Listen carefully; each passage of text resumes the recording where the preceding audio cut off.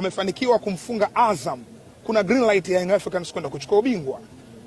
Timu zilizosalia Dodoma Jiji sijui kabakia Tanzania Prisons, Fountain Gate kabakia Namungo, ni wapinzani ambao Young Africans huwa anawafunga sana katika michezo yake mingi ambayo amecheza huko nyuma. Katika michezo mitano ya mwisho kwa hizo timu zote hamna hata moja ambayo imeambulia sare, zote nazifunga.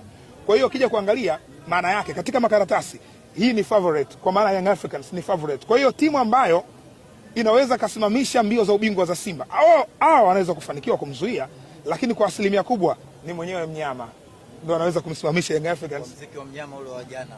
Yeah. Inakupa taswira gani? Yes, wamecheza vizuri, lakini ile ni CAF competition. Katika ligi mambo yanaweza kuwa tofauti. Ana fixture zake na yeye miongoni mwa mechi zake ngumu ambazo zimesalia pamoja na Singida Black Stars. Licha kwamba amekuwa akipata matokeo mazuri na hii timu inayoitwa Singida, lakini mechi hiyo Singida itakuja tofauti. Kwa sababu Singida wamepoteza mchezo uliopita leo dhidi ya Coastal Union. Azam akapoteza, maana yake limebakia gap lile la alama moja. Kwa hiyo Singida anataka kumpindua Azam pale alipo, kwa sababu kushiriki michuano ya kimataifa haiko guarantee kwenye nafasi ya 4.